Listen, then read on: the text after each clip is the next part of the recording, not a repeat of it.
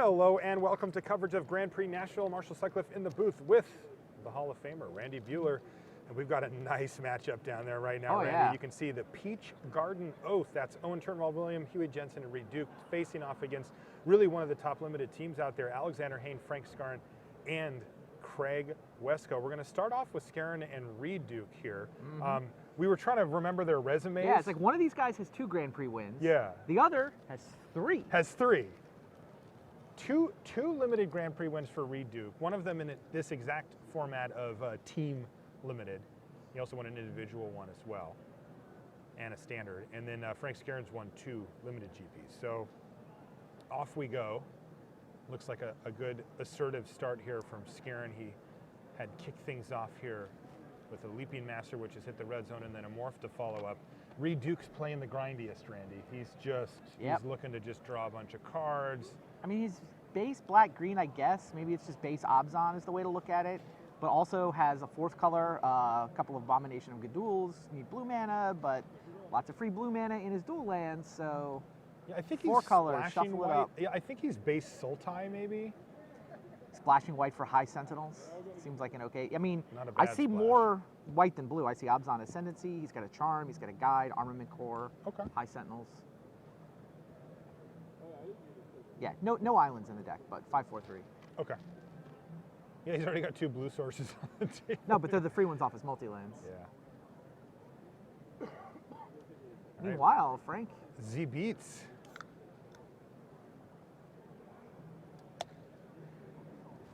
Wow. Yeah, I don't have Skarren's deck list. But you can certainly build a very aggressive deck. Pretty much any 2 of the Jeskai colors will get the job done if your goal is to beat down. So far, Reid done nothing.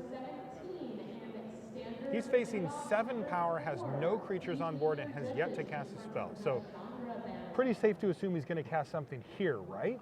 Or he'll be scooping his cards up very shortly, yes. Right. Good teams really starting to collide. If for a format is super skill testing, that is, good teams have a lot of opportunities to make decisions and leverage their skill, and so we're definitely seeing the cream rise. Jeez, he just takes it? Wow. What is his hand? I can't imagine that Reid is going to be alive much longer. He does nothing. He's just completely flooded? Yeah, he must just have nothing. How do you not have a morph, though? Something. Keep like 5 land and 2 good expensive spells? What, are they trying to even things up by spotting the other team a game here? Or what is going on? I don't think you need to spot Wesco, Hayne, and Skarren. I certainly would never spot Frank Skarren a game. And yeah, his teammates both have Pro Tour wins, so definitely 2 of the better teams. All right, 5 mana. Meandering Tower Shell. It's not bad, but there's a lot of cards that could just kill Reid here. This is going to be probably, what, a Stalker? No. Mystic of the Hidden Way. And that's bad news, even more bad news for Duke. Does Frank have the white mana to send the Leaping Master to the air? Not currently. Could have it in his hand. Doesn't matter, he's battling with everybody anyway. And this is going to take 5, and he's going to get Arc Lightning to death for 3 to your face. 3 to your face. That's going to do it. So Wow. Reid resolves a grand total of 1 spell that game, while Frank Skarren resolves 5, and that's enough. Good game. That was a nice curve. Frank's like, just how I drew it up, guys. And we were talking about the good teams rising to the top. I know we mentioned earlier that I was given the challenge of trying to put pick half the top 4 with just 4 teams. The 4 teams that I picked are 15-1 so far. Like they're 15-1. 15-1. It's early, Randy. These guys are 4-0. I mean, I'm not trying to say, oh, I picked the right teams. I think it's just a testament to I think you how did pick effectively. the right teams. Well, I do think I picked the right teams. Yeah. But I mean, these guys are 4-0. You saw Neil Reeves with the Aerostorm for the win last game. Those guys are 4-0. Well, guess what? The teams I picked, Yeah. undefeated. the I'm assuming. field. Yeah. The field has There's lots got of to be losses. somebody undefeated, right? The field is below 500 actually, versus my 4 teams. Well, the field is, but let's just take the top 4 teams. Oh, this is nasty. Yeah, that's not a great payoff there. All right, so Alexander Hayne gets to follow up, though. And he's actually not in too bad of a spot. This is Huey Jensen on the left-hand side.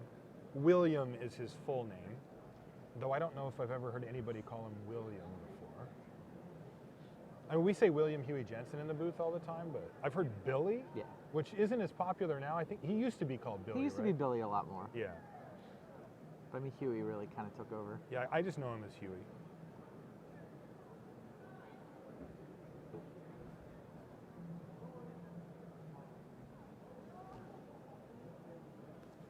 All right, looks like we have a reasonable standoff here.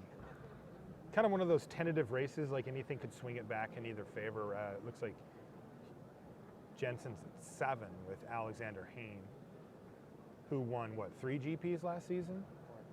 Like actual 3 GPs last season? True story. Guy's insane. Is he playing red Which is green? also his nickname.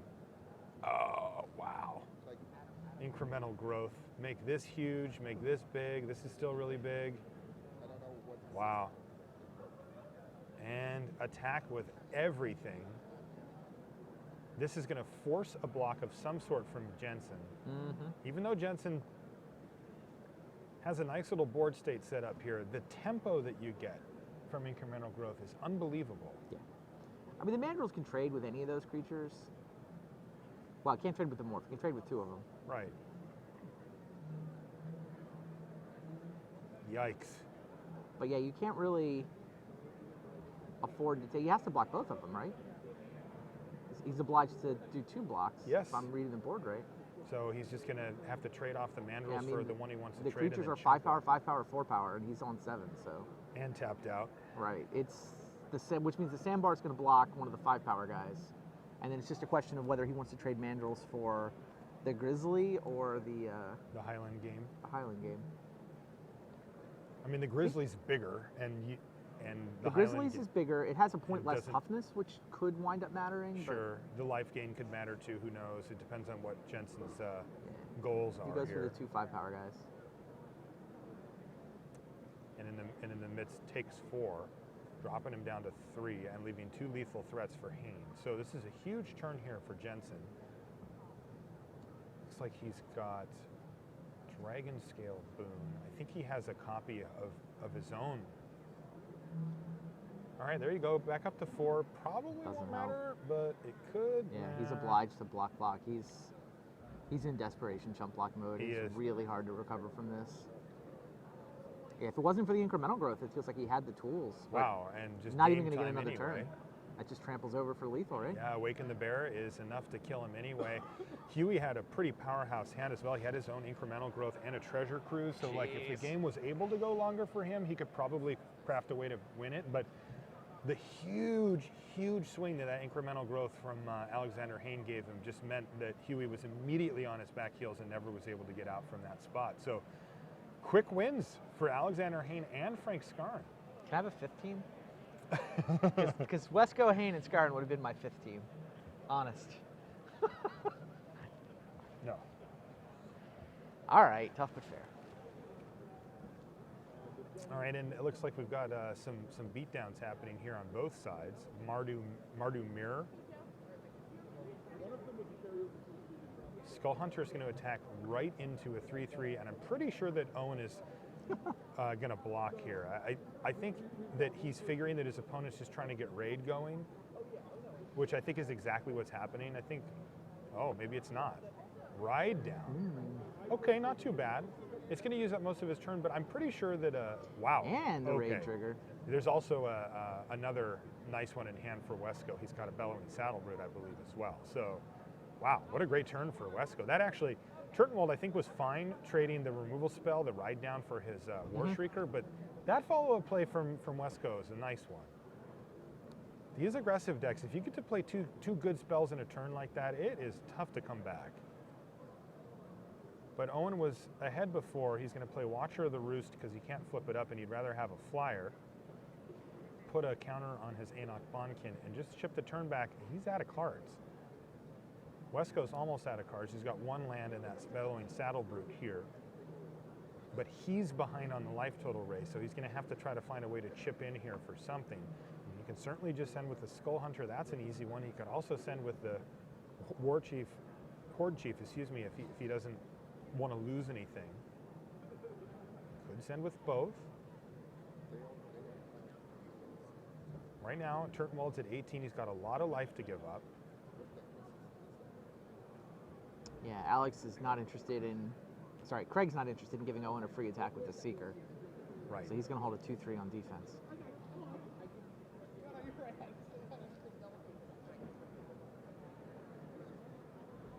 I must have misread his hand there.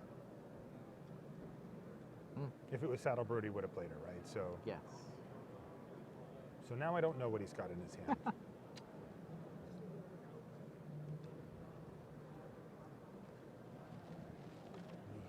He theoretically should be able to cast basically anything in his whole deck, but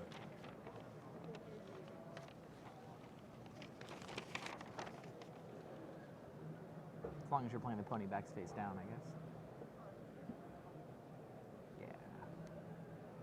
Yeah. Einak Bonkin, big enough. First strike heading over. yeah, and this is a lethal attack, so Craig is going to be obliged to block something. Yeah, I imagine he'll. Confusing because William Jensen registered Alexander Hayne's pool. Oh, interesting. Wow. This guy Yes. handed the deck lists for Wesco, Hayne, and Skarren. Were registered by William Jensen. That's interesting. No way they could. There's no way they know that, I mean, but it's pretty funny. it depends on the rares. Like, can you eventually start to piece it together? Oh, You see enough of it that you know? I've had that happen. These pools are a lot bigger. They might have been sitting relatively near each other, right? Could be. They do some passing around and stuff. They get pretty far away, but not that far. And I think Wesco's going to chump block here. Yeah. Does he have a play? Oh, it's a throttle. That's what that is. Got it. Take down the flyer. There we go. Take down the flyer. Now, he could have done that on his turn.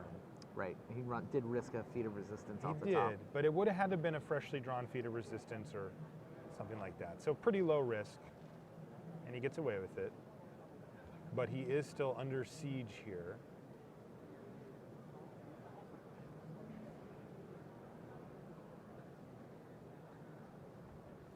And he's going to line up some attacks here as Wesco. Wesco's teammates both won their games. Wesco leaving one token on defense, just enough to chump block the Einak Bonkin and prevent lethal attacks from Owen. He's beaten down with everybody else. He would happily trade Skull Hunter for Yeah, Seeker. Wesco's follow-up play is going to be a Mardu Hateblade.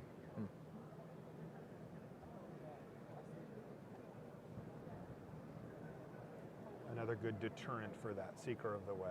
I mean, I don't know what the card is Owen's hand is, but I'd be pretty tempted to just take this attack. It's 4 damage. He's at 16. Right, he's so far ahead on life. Interesting block there from Owen. Yeah. Not interested in taking 4. Suspects there's a decent follow-up play. He's got 2 planes in his hand. Doing a mighty fine job of raiding the planes. Oh, 2 planes in his hand? Mm-hmm.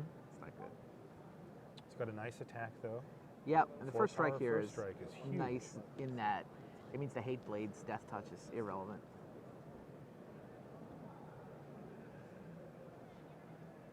This is where you ask Huey, would you play this? And then Huey says, no.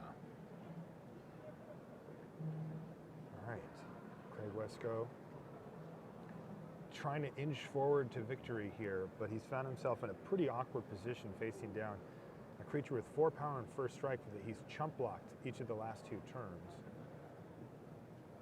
I mean, it's not lethal all by itself. No, he can take a hit from it. Feel like you just would. Ooh, Ponyback Brigade off the top for Owen. That's exactly what you want to Yeah, see that's a here. good one. Is he jumping here? That's interesting. He's going to give it Death Touch. Doesn't do anything on its own. Wow, he found feeder resistance off the top of his deck, though. So he's able to give it protection from white, so it survives the first strike, and then the death touch is good enough. Yes. So he actually found just what he needed, but it was also the same case for Owen, and we're going to have a little bit of a standoff here. Both players top decked very effectively. Yeah, that and turn. especially the 1/1 counter being left on the Hate Blade. Yeah, now that it's a 2/2. Yeah, now it can block tokens forever. This is actually just played out in a really interesting way. And now they're both on lands in hand, or at least 1 land in hand for Wesco. I'm not sure what the second card is. Maybe a Raider spoils, I believe that is. So not the best situation for it. And that was his second copy of Suspension Field. He can use that on the Horde Chief. And then he can just go attack with everything, and kill him. So this actually could do it. He doesn't get to kill him this turn, but Wesco has to come up with something pretty fantastic here.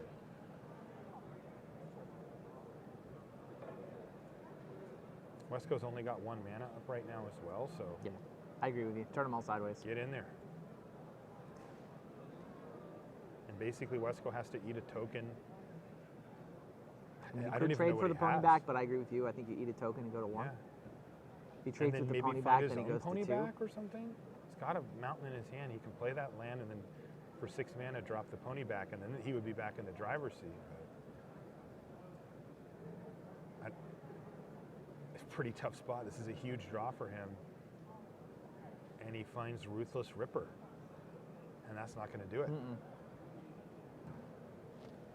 And it's going to be a face-down morph in this case, but I don't think Owen is going to have any hesitation at all. I mean, this could go wrong for Owen. Oh, did he just draw an Aerostorm anyway? Probably would make that completely irrelevant, but I think he's going to win this game right now anyway. And he's just going to show him the Ruthless Ripper. And off we go to game 2. So Owen finds one. Uh-oh. What was that handshake in the middle? Is that Huey losing his match to Alex Hayne? I did see a handshake.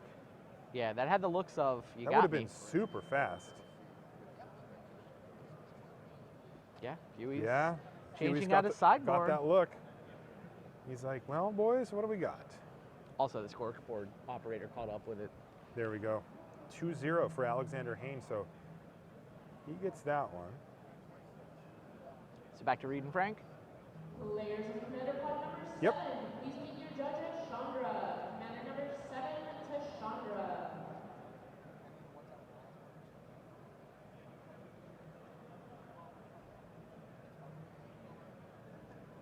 Monastery Swift Spear. This late stage of the game doesn't look super great. That's not like going it's to playing stop defense. Frank Skarren from attacking, though. Yeah, He's he's getting got- in there for 5. Yeah, pretty 3 good turn 5, clock. right? Yeah, totally. Although apparently Reid's been able to beat him down to 8. Is that true? Does look like it. That Merrick Nightblade must have done a lot of work.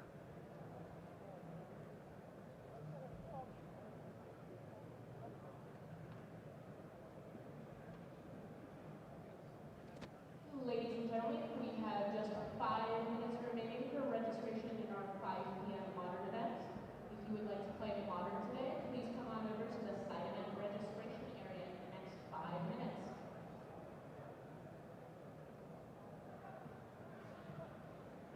Ooh, Singing Bell Strike. I'm not going to do anything right now because Duke Yeah. can just pay to untap it. Exactly. But I don't think that Duke is going to be threatening lethal here, and it does actually prevent Duke from using that Archer's Parapet for a turn, which Oh, could fine. matter.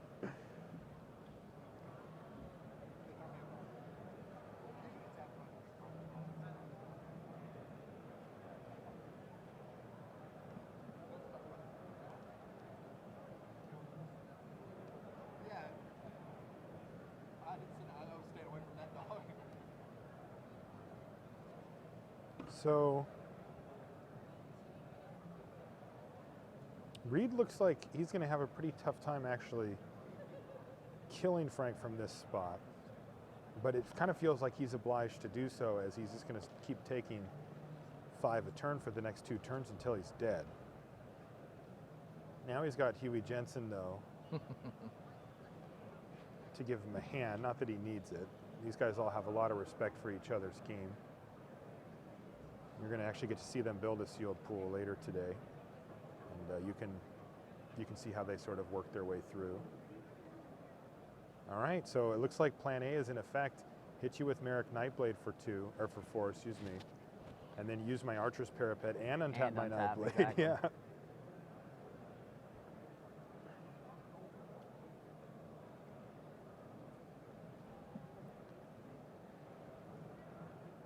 All right, so it looks like we're going to see an untap Uh-oh. immediately here.